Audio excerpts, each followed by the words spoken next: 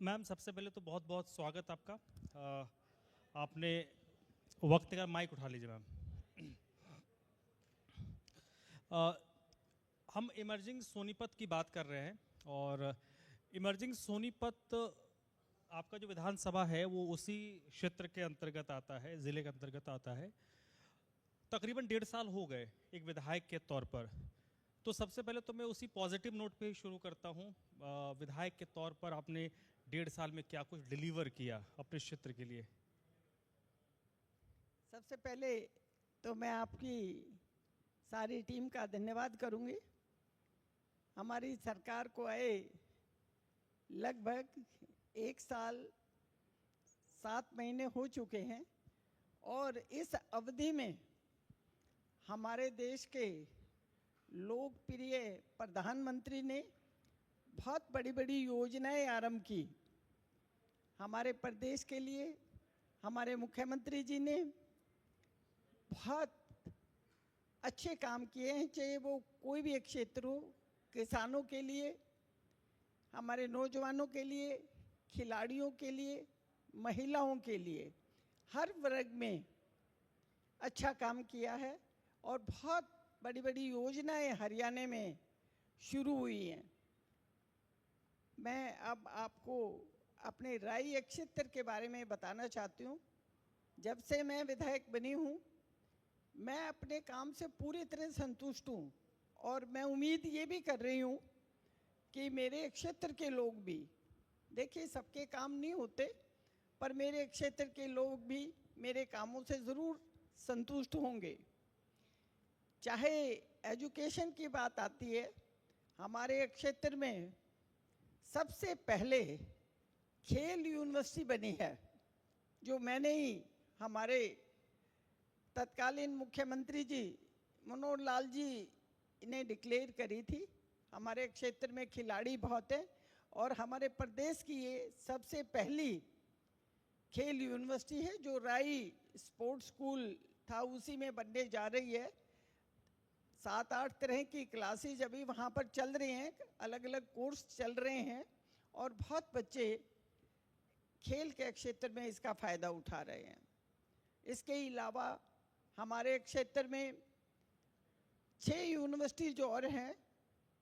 Law university है, Ashoka university है, Jindal university है, इनमें भी बड़ा अच्छा काम हो रहा है। और ऋषिहुड यूनिवर्सिटी भी है, उसमें भी बहुत अच्छे बच्चों को शिक्षा दी जा रही है। इसके अलावा राई में पिछले दिनों हमारे मुख्यमंत्री ने एक इंटरनेशनल मसाला मंडी और ड्राई फ्रूट मंडी बनाने का भी इस बजट में प्रावधान रखा है। उस बजट में लगभग 850 एकड़ ज़मीन एक्वायर करके जो हमारी खारी बावली चांदनी चौक की जो मंडी है उसको यहाँ शिफ्ट किया जाएगा। दिल्ली होने का मुझे बहुत फ़ायदा है नज़दीक, क्योंकि दिल्ली में जो जहाँ पे बहुत भीड़ हो गई है और वहाँ से जो भी कारखाने वहाँ से उठाए जाते हैं उनके लिए हरियाणा के चारों तरफ ही जगह देखी जाती है। तो इस मसाला मंडी को हमारे मुख्यमंत्री जी ने यहाँ बनाने का जो संकल्प लिया है, मैं उनका धन्यवाद करूँगी। हमारे क्षेत्र में लोगों को काम मिलेगा, इससे हमारा ट्रांसपोर्टेशन बढ़ेगी, तो इससे हमारे सभी वर्ग के लोगों को फ़ायदा होगा। इसके अलावा हमारे यहाँ मेट्रो आ रही है, आप सबको पता है। पिछले दिनों हमारे देश के प्रधानमंत्री जी ने कुंडली नाथुपुर तक हमारे मेट्रो का जो विस्तार किया, लगभग 1 साल पहले की बात है, वो बहुत जल्दी पूरा हो जाएगा, जिससे हमारे लाखों कर्मचारी जो दिल्ली में नौकरी करने जाते हैं या दूसरे कारोबार करने जाते हैं उनको फ़ायदा होगा। जी जी जी। मैम, अब एक बात बताइए, जैसे आपने कहा कि दिल्ली में होने का आपको फ़ायदा है। कई लोग सुबह से हम लोग कॉन्क्लेव में अलग अलग लोगों से बात कर रहे हैं। कई जो लोग आए उन्होंने उनकी बातों से ये लगा कि दिल्ली से के नज़दीक होने का फ़ायदा तो मिला, लेकिन जब बाकी के क्षेत्रों को हम देखते हैं, जब तुलनात्मक तौर पे जब कंपैरिजन करते हैं गुरुग्राम से, फरीदाबाद से, नोएडा से, गाजियाबाद से, तो सोनीपत को लोगों को लगता है कि सोनीपत उस हिसाब से आगे नहीं बढ़ पाया। आपका क्षेत्र दिल्ली से सटा हुआ है, उसका तो आपको फायदा है। तो इसको आप पॉजिटिव नोट पे देखते हैं। आपने कहा नेगेटिविटी में यह है कि क्या जिस हिसाब से पूरे दिल्ली में चारों तरफ विकास होना चाहिए था, गुरुग्राम और सोनीपत की अभी कोई तुलना नहीं है। नोएडा गाजियाबाद भी पिछले 10 सालों में बहुत एक्सपेंड कर चुका है। उस हिसाब से सोनीपत आगे क्यों नहीं बढ़ पाया? आपका अपना पॉइंट ऑफ व्यू क्या है इस पे? देखिए, सरकार के अपने अलग अलग नज़रिया होता है किस क्षेत्र को कब बढ़ाना है। जब से हमारी भारतीय जनता पार्टी की सरकार बनी है, हमारी सोनीपत ज़िले में बहुत विकास हुआ है। हमारे ज़िले में मेट्रो आई है, ये एक अपने आप में बहुत बड़ा काम है। और जो भी पहले दिल्ली में कारखाने बंद हुए, जब भी बंद हुए तो हरियाणा में वो आए और वो बड़े अव्यवस्थित ढंग से यहाँ पर शुरू हो गए। तो मेरे क्षेत्र का विकास इसलिए नहीं हो सका कि एक तो सारा क्षेत्र ग्रामीण रहा और जीटी रोड के दोनों तरफ इतने कारखाने, फैक्ट्रियाँ लग गई कि ज़मीन नहीं बची। तो इसलिए मेरा ये मानना है, इसके दोनों पहलू हैं, कुछ घाटा भी हुआ है, कुछ फायदा भी हुआ है। पर आने वाले समय में जैसे अभी हमारी सरकार ने एसएमडीए बना दिया है सोनीपत को जी, तो इसमें बहुत बड़े बड़े काम होंगे, बहुत ज़्यादा बजट होगा। हमारी सड़कें हैं जो बहुत चौड़ी चौड़ी हो जाएंगी और जो इलीगल हमारी इंक्रोचमेंट है उनको भी ठीक किया जाएगा। तो समय आने पर यहाँ पर बहुत विकास होगा और मेरे जी 1.5 वर्षों में भी अभी मुझे लग रहा है कि हमने काफ़ी विकास किया है। जी, मॉनसून सेशन की भी बात कर लेते हैं। मॉनसून सेशन आने वाला है, इस दौरान आपकी तरफ से कौन से मुद्दे क्षेत्र के उठाए जाएंगे? देखिए, सबसे पहला मुद्दा जो मेरे बहुत दिल में है कि हमारी जीटी रोड है जो बहुत व्यस्त रहती है। तो मेरे क्षेत्र में एक साइड यमुना नदी बहती है जी और यमुना नदी के ऊपर एक बांध जो बहुत बरसों पहले बना था, वो पानी को रोकने के लिए बना था, पर वो एक आवागमन का बहुत अच्छा साधन भी है। तो मानसून सेशन में मेरा ये मुख्यमंत्री जी से और हमारे आदरणीय स्पीकर साहब से निवेदन रहेगा कि मेरी उस बांध को पक्की सड़क बनाया जाए ताकि हम जीटी रोड का एक अल्टरनेटिव रोड बना सकें। कभी जीटी रोड पे कोई बाधा भी आ जाए तो लोगों को दिल्ली जाने में कोई दिक्कत ना हो। और ये प्रपोजल अगर यमुनानगर से लगाकर और हमारा जो दहीसरा से होते हुए दिल्ली में मिला दिया जाए तो इससे हरियाणा वालों को बहुत फ़ायदा होगा और दिल्ली से जो लोग आएंगे उनको भी बहुत बड़ा फ़ायदा होगा। मुख्य रूप से मेरा ये मुद्दा रहेगा। दूसरा, ये हमारे क्षेत्र में जी पीने के पानी की व्यवस्था और सीवरेज सिस्टम नहीं है, क्योंकि मैंने पहले बताया कि हमारे क्षेत्र में कोई नगर नहीं लगता है, सारा टोटल ग्रामीण क्षेत्र है। तो धीरे धीरे जैसे मैंने कुंडली में पीने के पानी के लिए हमारे मुख्यमंत्री जी ने पैसे का प्रावधान कर दिया है और हम रेनीवेल के माध्यम से पानी लाने जा रहे हैं। कुंडली में घर घर में नलके लगा के पीने के पानी की व्यवस्था होगी और पानी निकासी के लिए और सीवरेज सिस्टम का भी बंदोबस्त बहुत जल्दी हम कराने जा रहे हैं। ये दो काम अपने आप में बहुत बड़े हैं। मैम, जैसे आपने बताया कि 1 साल 7 महीने इस सरकार को हो गया और उतना ही वक्त आपको विधायक के तौर पर होगा। जब आप चुनाव प्रचार में गई होंगी आज से 1.5 साल पहले, आपने मन में कुछ तो रखा होगा ना कि अगर मैं जीत गई तो मैं ये काम करूंगी। और उसमें 2 तरीके के काम होते हैं। एक तो शॉर्ट टर्म का होता है जो इंस्टेंट एक विधायक कर सकता है, सप्ताह, महीना, 6 महीने में। और एक होता है लॉन्ग टर्म का जो लॉन्ग प्लानिंग में साल, 2 साल, 4 साल, 5 साल भी लग सकता है। तो आज जब हम लोग कन्वर्सेशन कर रहे हैं, बातचीत कर रहे हैं, उस पर अगर कुछ उदाहरण के साथ आप बता पाए कि जिसको आपने इंस्टेंट कर दिया, लॉन्ग टर्म में आपकी प्लानिंग अपने क्षेत्र के लिए क्या है? सबसे पहले तो मेरे क्षेत्र में एजुकेशन के माध्यम से कोई ऐसी टेक्निकल एजुकेशन दी जाए ताकि मेरे क्षेत्र के बच्चे सरकारी नौकरियों में जाएं। उसके अलावा कुल मिलाकर छोटे बड़े मेरे ही क्षेत्र में लगभग 2500 के करीब छोटी बड़ी फैक्ट्रियां लगी हुई हैं।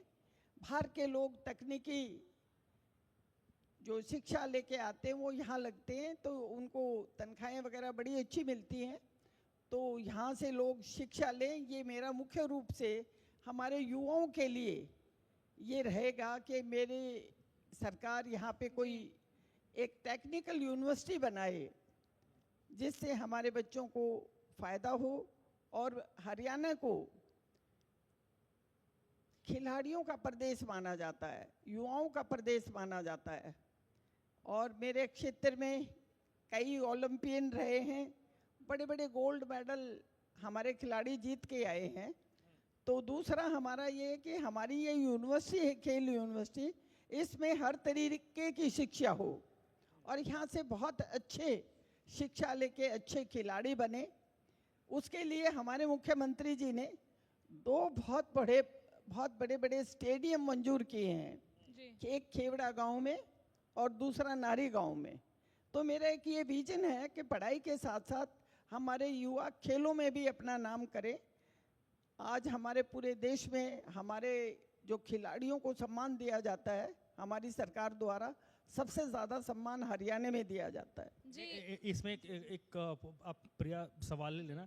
मैम, आपने खिलाड़ियों की बात की और हरियाणा के लिए बड़ी गौरव की बात है, आप लोगों को गर्व होना चाहिए कि जिसका मुख्यमंत्री ने 3-4 दिन पहले मुख्यमंत्री जी भी खूब इसका जिक्र कर रहे हैं कि देखो भाई 13 गोल्ड आए कॉमनवेल्थ में, 7 हरियाणा के हैं, 13 में 7 हरियाणा के हैं, तो लगभग 50% के करीब।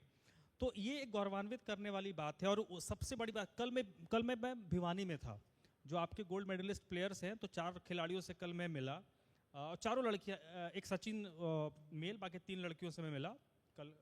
तो उनसे एक बात करते हुए ना मैंने पूछा, फिर उनसे एक बात पता चली, ये जो बेल्ट है ना, सोनीपत, पानीपत, फिर आपका भिवानी, ये जो बेल्ट है, ये कहीं ना कहीं खिलाड़ियों के लिए बड़ा हब के तौर पर है। और आप जिस ज़िले में है, जिस ज़िले में आपकी आती है, आपको नहीं लगता कि इसमें थोड़ा सरकार को, और नो डाउट इसमें कोई इफ एंड बट नहीं है कि भारत में आप अगर हरियाणा सरकार की जो खेल और खिलाड़ियों को लेकर प्रोत्साहन है और जो मदद की जाती है, देश के किसी दूसरे राज्य से उसकी तुलना नहीं है, लेकिन बेटरमेंट की गुंजाइश हमेशा होती है। कई खिलाड़ियों ने ऑफ द रिकॉर्ड कोई सारी बातें कही जिसमें उन्होंने कहा कि थोड़ा और ना बूस्टअप करने की ज़रूरत है।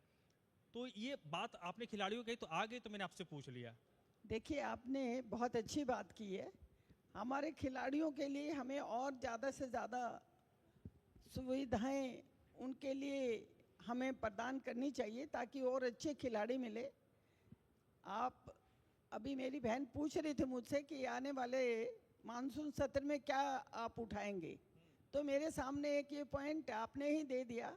मैं खिलाड़ियों के लिए हम किस तरीके से हर ज़िले में, हमारे यहाँ अलग अलग ज़िलों में अलग अलग तरह के खिलाड़ी पाए जाते हैं, उनके क्षेत्र में किस तरह की हमें वहाँ शिक्षा देनी चाहिए, किस तरह की सरकारी मदद होनी चाहिए, इसके ऊपर भी मैं एक अपना प्रश्न लगाऊंगी।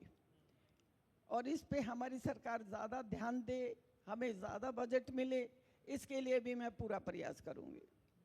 मैम, मैं एक आखिरी सवाल और आपसे पूछना चाहूंगी। अब देखिए, आप लगातार कार्य कर रही हैं, लगभग 1.5 साल से ज़्यादा हो गया है और विकास के कार्य भी देखने को मिल रहे हैं। अभी मेरा सवाल आपसे रहने वाला है कि आने वाले समय के लिए क्या विज़न है, आने वाले समय में राई को क्या कुछ और मिलने वाला है?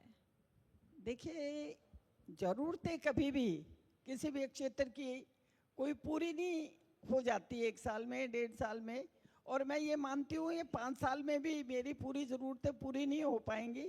पिछले 12 वर्षों से हरियाणा में भारतीय जनता पार्टी की सरकार है और ये पहला मौका है हरियाणा के इतिहास में कि हमारी तीसरी बार हरियाणा में भारतीय जनता पार्टी की लगातार सरकार बनी है। ये सरकार ऐसे नहीं बन गई, ये सरकार इसलिए बनी है, हमारी सरकार उस हर अंतिम व्यक्ति तक पहुंची है जिनको कोई पूछता नहीं था जी।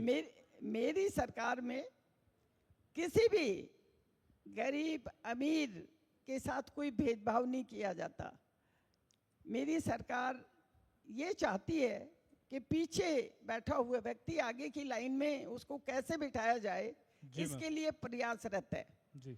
तो आने वाले समय में हम सबका ये प्रयास रहेगा कि हरियाणा को हम कैसे बढ़ाएं और कैसे आगे किए करें। अब मैं आपको बताना चाहती हूँ कि पिछले 1.5 वर्षों में मैंने मेरे क्षेत्र के लिए क्या क्या काम करवाए। जी जी। मैंने 27 चौपालें बनवाई, जिसमें 5 चौपालें मैंने मेरी माताओं बहनों के लिए बनवाई, महिलाओं के लिए, ऐसी समाज के लिए, बैकवर्ड समाज के लिए जर्नल चौपाल बनवाई। 2 मैंने बहुत बड़े खेल स्टेडियम जो लगभग 40 करोड़ रुपए के लागत से उनका निर्माण होगा। मुरथल में मैंने अनाज मंडी बनवाई। जब मैं हरियाणा में 2016 में चेयरपर्सन थी, उस मंडी में पहले गेहूं की बिक्री होती थी। इस साल से यहाँ पर धान की भी बिक्री होगी। ये भी अपने आप में एक बहुत बड़ा काम है। जाखोली में महिला कॉलेज हमारा बनने जा रहा है, ठीक है, जो हमारे क्षेत्र में बहुत महिलाओं के लिए फायदा रहेगा। लेकिन मैम ओवरऑल आपने जितनी काम गिनाया, ये अच्छी बात आपने कही कि हर चीज़ 2 महीने 5 महीने में नहीं हो सकता। किसी काम के लिए 5 साल का भी वक्त कम लगता है। बहुत बहुत शुक्रिया, आपने वक्त निकाला, आप आए हमारे इस प्रोग्राम में, अपना पॉइंट ऑफ व्यू आपने रखा। और सबसे अच्छी बात कि आपने मुझे खबर भी दे दी। कई लोगों ने, मैंने कहा ना, कल मुझे कई खिलाड़ियों ने, जो राष्ट्रीय और अंतर्राष्ट्रीय स्तर के खिलाड़ी, उन्होंने मुझे कुछ बात कही थी। आपका वो वीडियो काट के मैं उनको भेजूंगा कि देखो, तो आप लोगों ने जो मुझसे बात कही थी, वो राज्य के एक विधायक से मैंने पूछा और उन्होंने कमिटमेंट दिया है कि उस सवाल को वो विधानसभा में रखेंगे। ये मेरे लिए बड़ी बात है, मैं उनको कल आज ही भेजूंगा। बिल्कुल, बहुत बहुत शुक्रिया प्रिया। ठीक है कृष्णा गहलोत जी, आपने अपना जी एक बात पूछी कि अगले 5 वर्षों में राई क्षेत्र में क्या होगा। मेरी दिली तमन्ना है कि आपने अभी भी गुड़गामा का नाम लिया, फरीदाबाद का नाम लिया, गाजियाबाद का भी नाम लिया। मैं उम्मीद करती हूँ कि मेरा सोनीपत जिला उनसे आगे निकले विकास के काम में, शिक्षा में, तकनीकी विभाग में, हर तरीके से के उसके लिए हम सब विधायक जिले के इसके लिए प्रयासरत रहेंगे। ठीक है कृष्णा गहलोत जी, बहुत बहुत शुक्रिया, आपने अपना समय दिया। और आप दोनों प्लीज मंच पर बने रहिएगा। और धर्मसर, मैं आपसे अपील करूंगी, आप पौधा देकर सम्मानित करें। और आप सभी से एक बार फिर से अपील करूंगी, जोरदार एक बार तालियां बजा दीजिए। देखिए, जिस तरीके से कृष्णा गहलोत जी ने सभी सवालों का बड़े ही बेबाकी से जवाब दिया, तमाम सवाल उठाए गए, विकास को लेकर आने वाले समय में क्या विजन रहेगा, उन तमाम सवालों का बेबाकी से जवाब देती हुई नजर आई।